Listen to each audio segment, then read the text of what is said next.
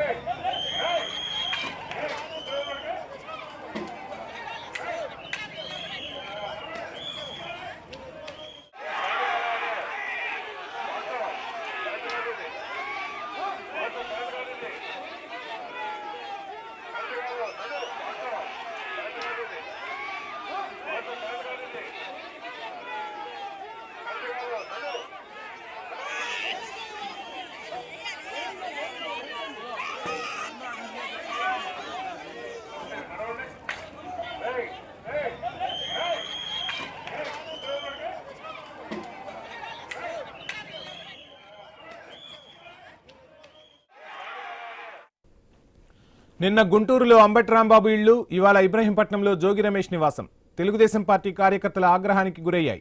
మాజీ మంత్రి జోగి రమేష్ ఇంటికి తెలుగుదేశం పార్టీ కార్యకర్తలు నిప్పు పెట్టారు. ఎన్టీఆర్ జిల్లా ఇబ్రహీంపట్నంలో తీవ్ర ఉద్రిక్త పరిస్థితి నెలకొంది. జోగి రమేష్ ఆయన కుటుంబం ఇంట్లో లేని సమయంలో ఈ దాడి జరిగింది. తొలుత రాళ్లు రువ్వారు, ఆ తర్వాత తగలబెట్టారు.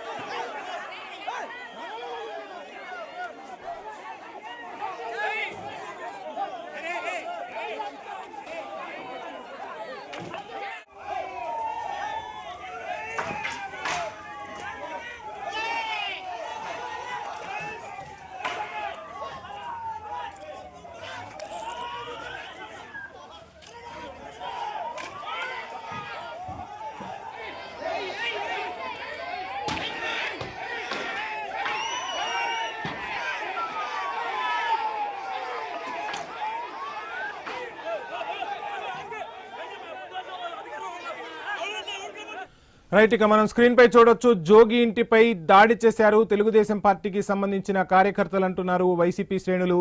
ఇక నిన్న గుంటూరులో అంబటి రాంబాబు వివాదం ఇవాళ జోగి ఇంటికి నిప్పు పెట్టే వరకు వెళ్ళింది.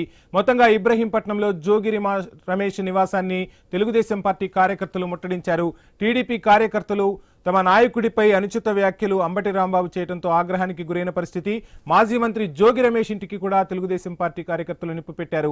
ఎన్టీఆర్ జిల్లా ఇబ్రహీంపట్నంలో తీవ్ర ఉద్రిక్త పరిస్థితులు అయితే నెలకొన్నాయి. జోగి రమేష్ ఆయన కుటుంబం ఇంట్లో లేని సమయంలో ఈ దాడైతే చోటు చేసుకుంది. తొలుత రాళ్లు రువ్వారు, తర్వాత తగలబెట్టారు. ఇక పరిస్థితిని అదుపు చేసేందుకు పోలీసులు మొత్తంగా రంగప్రవేశం చేశారు. అక్కడ తెలుగుదేశం పార్టీ కార్యకర్తలను, శ్రేణులను చెదరగొట్టే ప్రయత్నం అయితే పోలీసులు చేశారు. సో ఎటువంటి విపత్తు జరగకుండా పోలీసులు ఎక్కడికక్కడ బారికేడ్లు ఏర్పాటు చేసి ప్రస్తుతానికైతే అక్కడ బందోబస్తు కల్పిస్తున్న పరిస్థితి.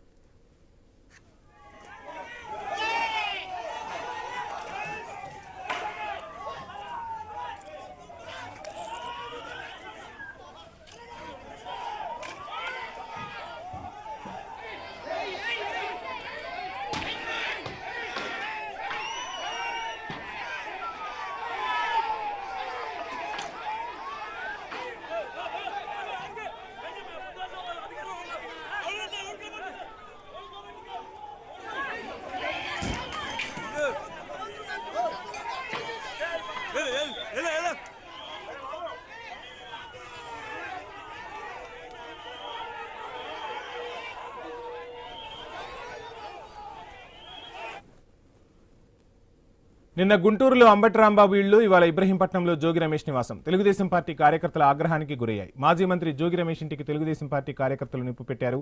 ఎన్టీఆర్ జిల్లా ఇబ్రహీంపట్నంలో తీవ్ర ఉద్రిక్త పరిస్థితులు నెలకొన్నాయి. ఇదే అంశానికి సంబంధించి ఫుల్ డీటెయిల్స్ మా ప్రతినిధి యాకూబ్ అందిస్తారు.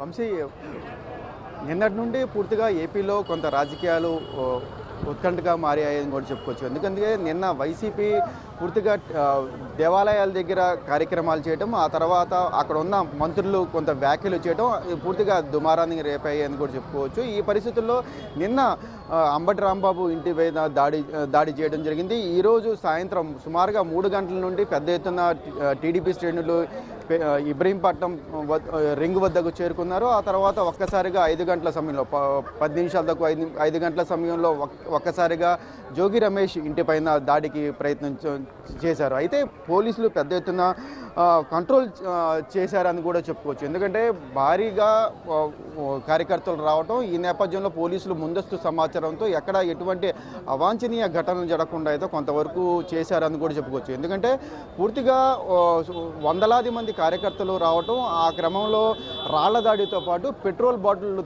కార్యకర్తలు తీసుకొచ్చి జోగి రమేష్ ఇంటి పైన దాడి చేసిన పరిస్థితులు ఇక్కడ ఉన్నాయి. పూర్తిగా నిప్పు బాటిల్ విసరటంతో పూర్తిగా నిప్పులు అంటుకున్న పరిస్థితులు కూడా ఉన్న నేపథ్యంలో వెంటనే ఆ నిప్పుల్ని ఆరిపే ప్రయత్నం అయితే చేశారు అని కూడా చెప్పుకోవచ్చు.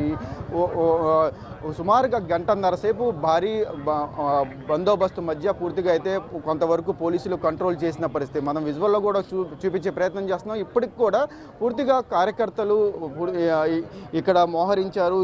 ఎప్పుడు ఎటువంటి పరిస్థితులు ఉంటాయి అనేది కూడా మరో పక్కన పోలీసులు కూడా ఇక్కడే ఉండి పరిశీలిస్తున్న పరిస్థితి. మరో పక్కన అవినాష్, ఇప్పుడు ఎన్టీఆర్ జిల్లా వైసీపీ అధ్యక్షుడైన అవినాష్ని కూడా ఇబ్రహీంపట్నం దగ్గర రింగ్ వద్ద ఇప్పటికే పోలీసులు అడ్డుకునే ప్రయత్నం చేశారు. లోపలికి వస్తే కొంత మరింత ఉద్రిక్త పరిస్థితులు ఉంటాయి అన్న నేపథ్యంలో కొంతవరకు ఆపేందుకు, అక్కడ అడ్డుకునేందుకు ఒక ప్రయత్నం అయితే చేస్తున్న పరిస్థితి. ఈ పరిస్థితిలో కార్యకర్తలు భారీగా ఇక్కడ మోహరించడం జరిగింది. మరో పక్కన మనం పోలీసులను కూడా చూస్తున్నాము. భారీగా పోలీసులు కూడా ఇక్కడ మోహరించారు. ఎటువంటి అవాంఛనీయ ఘటనలు జరగకుండా అయితే చూసేందుకు పెద్ద ఎత్తున పోలీసులు కూడా ఇక్కడ నిమగ్నం అయ్యారు అని కూడా చెప్పుకోవచ్చు.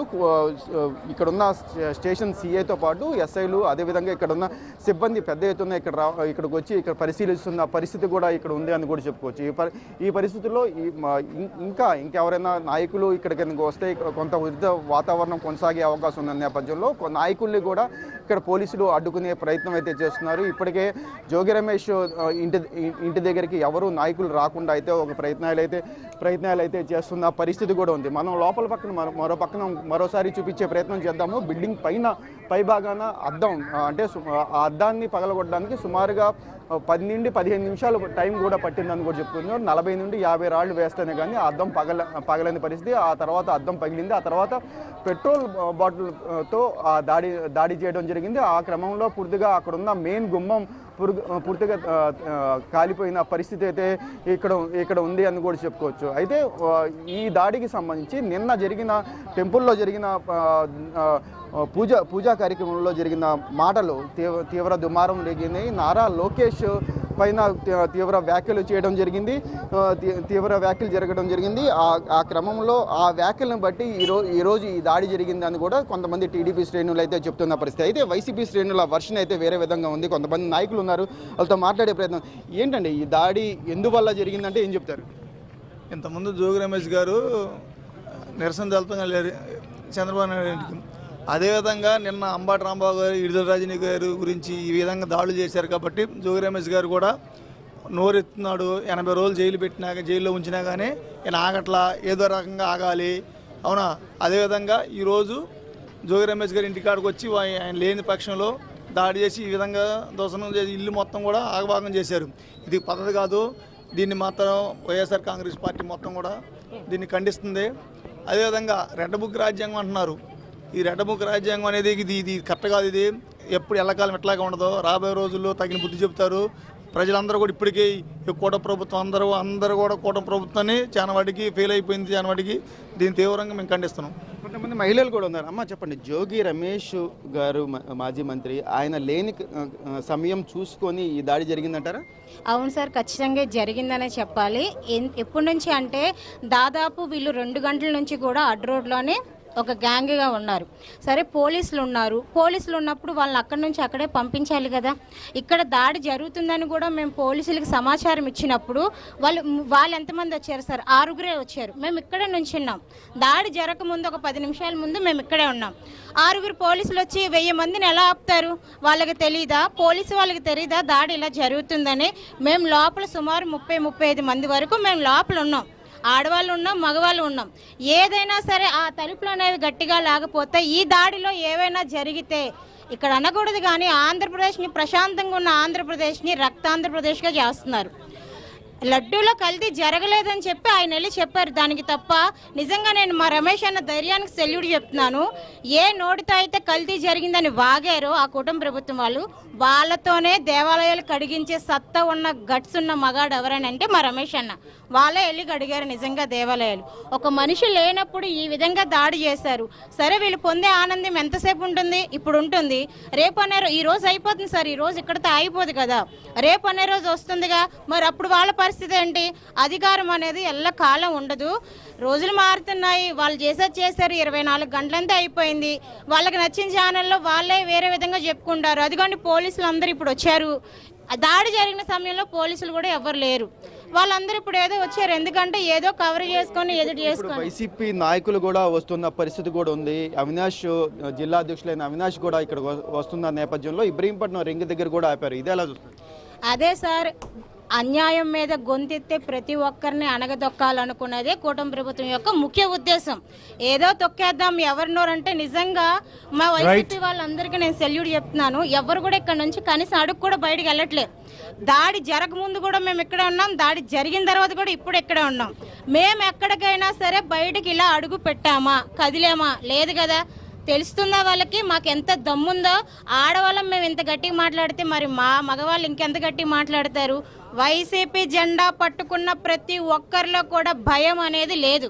వాళ్ళు తొక్కాలనుకుంటున్నారు. నిజంగా ఒక విధంగా మేము ఉన్నామని మమ్మల్ని ప్రజలకు తెలియజేస్తుంది వాళ్ళే.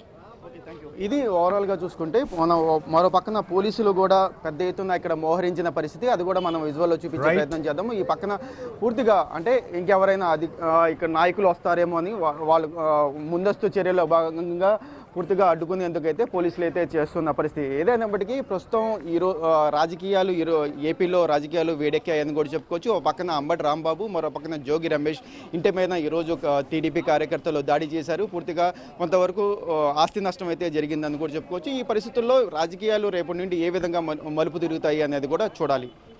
Thank you.